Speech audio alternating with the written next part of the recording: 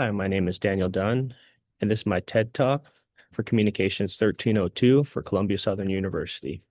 Did you know that 34% of the population are currently renters? And of those, 55 to 65% of them are at risk for losing everything because they don't have renter's insurance. So today, my topic will be why you need to get renter's insurance. When I was a renter, I didn't have renter's insurance, and I was very fortunate that I never sustained a loss, fire, or theft. But as a firefighter for the last 20 years, I can't tell you how many times I've been on fires where I've watched people go through these hard things only to find out they're not covered and have no way of replacing all their belongings. Did you know that you can protect your family for the cost of a few coffees per month? So, of those renters, over half of them do not have renter's insurance. And of those that do, 75% only have it because their landlords or rental companies make them have it. So, we have to ask ourselves, why do so few people have it? Do they think they're covered by someone else's policy? Do they not even know about renter's insurance? Are they under the assumption that someone else is covering them? This is an important topic because it's heartbreaking for me to watch these people go through a fire, lose everything, and then find out they have no insurance to cover it or they're not covered.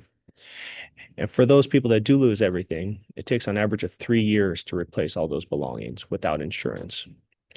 So renter's insurance is very inexpensive and available to most. You can simply add it with your rental or your automobile insurance or contact other companies. I believe most renters are not aware of the option for rentals or insurance, or they think they'll never experience a fire or theft, so it's not needed. Some also assume that their roommates or landlords' policies will cover them, but that's just not true. Most places have riders in there that say they're not allowed to cover other people and they just cover the people that are actually have the policy. So we need to reach out to our neighbors and friends and talk to them about the importance of having it and see if they have it. If not, why. So to solve this issue, we can educate each other and talk to our friends about the importance of having this coverage. I also believe that rental companies and landlords should make it mandatory that you do have rentals insurance and maybe even add it on to the monthly cost of rental so everyone is covered and never has to go through this. Coverage is very affordable and you can protect your family's financial well-being. A current article on Money Geek said for a $100,000 policy, it costs about $36 a month, which is very affordable.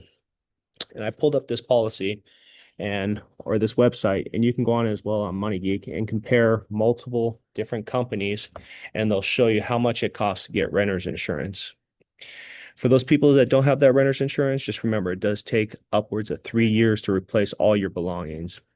And right now, with the current cost of everything, that's probably going to extend even further because everything's more expensive and harder to replace. And some things you just cannot replace. They also don't cover not having insurance. You don't have coverage for your living expenses. So that's additional out-of-pocket costs that you have to look at. So I can't think of why someone wouldn't want to get it or why it would be a bad thing to have renter's insurance. It's very affordable and gives you a lot of coverage for a few dollars a month. But you also have to remember you have to have a policy for yourself if you have roommates. So each person needs to have their own policy. And some people also think that they'll never go through one of these instances, a fire or theft. I know a lot of people live in Southern California and look at that they may not be close to a brush area. But one thing you have to remember, according to the U.S. Fire Administration, over 50% of fires that happen in the home are caused by cooking. So everybody has cooking appliances in their home, so they are at risk. And also, to lessen your risk, you have to have a fire extinguisher in your house. So have a small fire extinguisher in your kitchen in case you do have a small fire in the kitchen and know how to use it. Make sure that fire extinguisher can be used on grease fires or kitchen fires so you don't spread that fire. So I wish I didn't have to see people suffer the significant loss and lose all their property and then have to add that financial constraint on top. So if people had renter's insurance, if you do have renter's insurance, make sure you take inventory of everything you have and store that inventory. You can do a photo of all your rooms to show all your items you own. You can also do a video walking through your house, but make sure you store that somewhere else. And then we need to talk to our friends and family about having renter's insurance and encourage them to go out and look. Some of the things that are benefited is you'll have a peace of mind that in the event of a loss or theft, you'll be covered. and it will help you with all those financial losses and with living expenses in case you can't live there. And you can look at all that money you would have to spend replacing everything. You can put it towards your future rather than making up for everything you lost. So go out and get a policy ASAP. Contact all the companies. You can use that Money Geek article I sent you and just look on there and compare the different prices. Don't leave your family unprotected in the event of a fire or theft. A majority of the population is not covered. So remember, talk to your friends and neighbors about the importance of having coverage and how affordable it is to protect them. Don't wait to seek coverage until a fire because thefts and fires give you no warning and it will happen when you least expect it. And if you're trying to replace it, trying to get policy when it's already happened, they'll deny you.